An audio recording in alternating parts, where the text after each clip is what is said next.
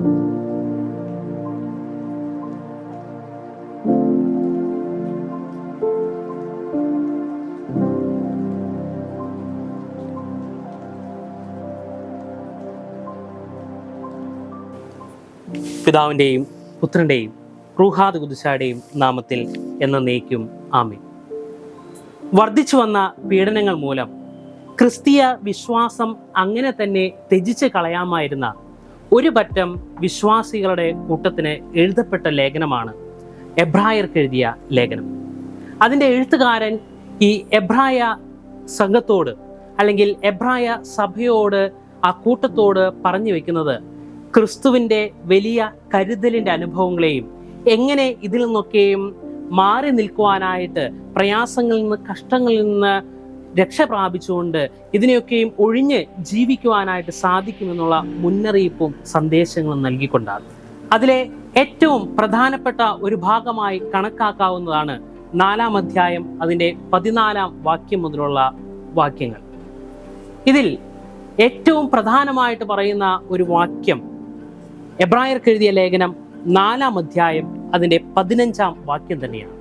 അവിടെ പരീക്ഷിക്കപ്പെട്ടവൻ പരീക്ഷിക്കപ്പെടുന്നവർക്ക് പരിരക്ഷകനായി തീരുന്നു എന്നുള്ള വലിയ ചിന്ത നമുക്ക് ലേഖകൻ പ്രദാനം ചെയ്യുന്നു.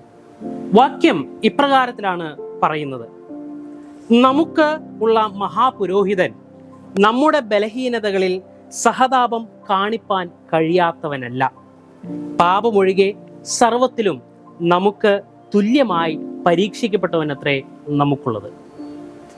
എൻ്റെയും നിങ്ങളുടെയും ദൈവമായ കർത്താവ്, അവൻ എനിക്കും ദൈവത്തിനുമിടയിലെ മഹാപുരോഹിതനായിട്ട്, മധ്യസ്ഥനായിട്ട് വേല ചെയ്യുന്നു എന്ന് നമുക്ക് കാണുവാനായി സാധിക്കുന്നു. ഒരു പുരോഹിതന്റെ പ്രധാനപ്പെട്ട ദൗത്യം എന്നുള്ളത് അത് ഈ പറഞ്ഞ കാര്യം തന്നെയാണ്. എനിക്കും ദൈവത്തിനുമിടയിൽ, അല്ലെങ്കിൽ നമുക്കും ദൈവത്തിനുമിടയിലെ മധ്യസ്ഥനായിട്ട് നിൽക്കുക, നമ്മുടെ പ്രാർത്ഥനകളെ ദൈവത്തിങ്കിലേക്ക് കൊണ്ടുചെന്നെത്തിക്കുവാനും ദൈവത്തിൻ്റെ വചനങ്ങളെ നമ്മിലേക്ക് പകർന്നു നൽകുവാനുമായിട്ട് ഇടം നിൽക്കുന്നവനാണ് പുരോഹിതൻ. അതിൽ തന്നെ ക്രിസ്തു എന്ന് പറയുന്നത് മഹാപുരോഹിതനായിട്ട് നമ്മുടെ മുമ്പിൽ നിൽക്കുന്നു. വളരെ വ്യത്യസ്തനായിട്ടുള്ള വ്യക്തിത്വമല്ല ക്രിസ്തുവിൻ്റേത്. അവൻ മനുഷ്യനായി ഭൂമിയിൽ ഭൂജാതനാകുകയും ദൈവം നമുക്ക് ആഗ്രഹിച്ച പ്രകാരം, ദൈവം നമ്മിൽ നിന്ന് ആഗ്രഹിച്ച പ്രകാരമുള്ള എല്ലാ കാര്യങ്ങളെയും ക്രിസ്തുവിലൂടെ മാതൃകയാക്കി നമുക്ക് കാണിച്ചു തരികയും ചെയ്തു. ആ ക്രിസ്തു തന്നെയാണ് നമുക്ക് മധ്യസ്ഥനായിട്ട് നിൽക്കുന്നത്. അവൻ പാപമൊഴികെ മറ്റ് എല്ലാ കാര്യങ്ങളിലും ഒരു മനുഷ്യൻ എങ്ങനെ പരീക്ഷിക്കപ്പെടുന്നുവോ അപ്രകാരത്തിൽ തന്നെ പരീക്ഷിക്കപ്പെട്ടിട്ടുമുണ്ട്. ക്രിസ്തുവിൻ്റെ ശുശ്രൂഷ ജീവിതം ആരംഭിക്കുന്നത് തന്നെ ഈ പരീക്ഷയിലൂടെയാണ്. സാത്താനാൽ പരീക്ഷിക്കപ്പെടുവാനായിട്ട് മരുഭൂമിയിലേക്ക് നയിക്കപ്പെട്ടതും അവിടെ 3 പരീക്ഷകളിലൂടെ മുന്നോട്ട് കടന്നു പോവുകയും എന്നാൽ അതിലൊക്കെയും വളരെ ഭംഗിയായിട്ട് വിജയിച്ച് കടന്നു വരികയും ചെയ്യുന്ന ക്രിസ്തുവിനെ നമുക്ക് കാണുന്നു. തൻ്റെ ശുശ്രൂഷ ജീവിതത്തിൻ്റെ അവസാനത്തിലും ഇപ്രകാരത്തിൽ പരീക്ഷകൻ പരീക്ഷയോടുകൂടെ അവൻ്റെ അടുക്കിലേക്ക് വരുന്നുണ്ട്. നമുക്ക് കാണുവാനായിട്ട് സാധിക്കുന്നുണ്ട്. കർത്താവ് പറയുന്നത്, കഴിയുമെങ്കിൽ ഈ പാനപാത്രം എങ്കിൽ നിന്ന് നീക്കേണമേ എന്ന്. എന്നാൽ ഉടനെ തന്നെ ക്രിസ്തുവിൻ്റെ അടുത്ത വാക്ക് നമുക്ക് കേൾക്കുവാനായിട്ട് സാധിക്കുന്നു: എങ്കിലും എൻ്റെ ഇഷ്ടമല്ല, നിന്റെ ഇഷ്ടം നിറവേറപ്പെടണം. നമ്മൾ പലപ്പോഴും പറയുന്ന ഒരു കാര്യമുണ്ട്: ഞാൻ അനുഭവിച്ചത് നിന്റെ ജീവിതത്തിൽ ഉണ്ടെങ്കിലേ ഇതിനൊക്കെയും കൃത്യമായിട്ട് നിനക്ക് മറുപടി പറയുവാനായിട്ട് സാധിക്കുകയുള്ളൂ. ഞാൻ അനുഭവിച്ച കഷ്ടപ്പാട് നീയും അനുഭവിക്കണം. എന്നാൽ നമുക്ക് മുമ്പിലുള്ള ക്രിസ്തു, അവൻ ഈ കഷ്ടപ്പാടിലൂടെയൊക്കെയും കടന്നുപോയവനാണ്.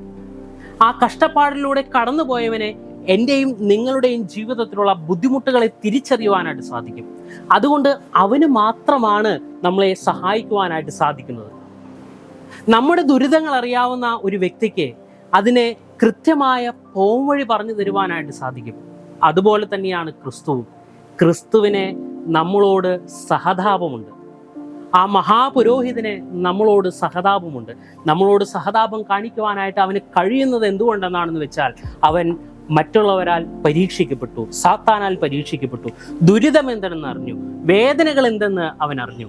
അതിനാൽ എന്നെയും നിങ്ങളെയും കൃത്യമായി മനസ്സിലാക്കുവാനായിട്ട് അവന് സാധിക്കുന്നു. വാക്യം 16 നമുക്ക് കാണുവാനായിട്ട് സാധിക്കുന്നത് ഇപ്രകാരമാണ്: നിങ്ങൾ ധൈര്യത്തോടുകൂടെ കൃപാസനത്തിൻ്റെ അടുക്കിലേക്ക് ചെല്ലുക. അതെ, ധൈര്യമായിട്ട് നമുക്ക് ക്രിസ്തുവിൻ്റെ അടുക്കിലേക്ക് നീങ്ങാം. ക്രിസ്തുവിനെ എല്ലാ കാര്യങ്ങളിലും നമ്മെ സഹായിക്കുവാനായിട്ട് സാധിക്കും. എൻ്റെ പ്രശ്നങ്ങൾ, നിങ്ങളുടെ പ്രശ്നങ്ങൾ ദൈവത്തിന് സമക്ഷത്തിൽ സമർപ്പിച്ചുകൊണ്ട് പ്രാർത്ഥിക്കുക. എനിക്ക് നിങ്ങൾക്കും നമ്മുടെ മാതാപിതാക്കളുടെ അടുക്കിലേക്ക് എങ്ങനെ ധൈര്യത്തോടുകൂടെ കടന്നു ചെല്ലുവാനായിട്ട് സാധിക്കും? നമ്മുടെ മാതാപിതാക്കളോട് നമ്മുടെ ആവശ്യങ്ങളെ എങ്ങനെ അറിയിക്കുവാനായിട്ട് സാധിക്കും? അതുപോലെ നമ്മുടെ മാതാവും പിതാവുമായിട്ടുള്ള രക്ഷകന്റെ അടുക്കിലേക്ക് നമുക്ക് നീങ്ങാം. ആയതിന് ദൈവം നമ്മെ സഹായിക്കട്ടെ, നമ്മെ ശക്തീകരിക്കട്ടെ. ദൈവത്തിൻ്റെ പരിശുദ്ധാത്മാവ് നമ്മളോടുകൂടെ ഇന്നും എല്ലായ്പ്പോഴും ഉണ്ടായിരിക്കുമാറാകട്ടെ. ആമേൻ.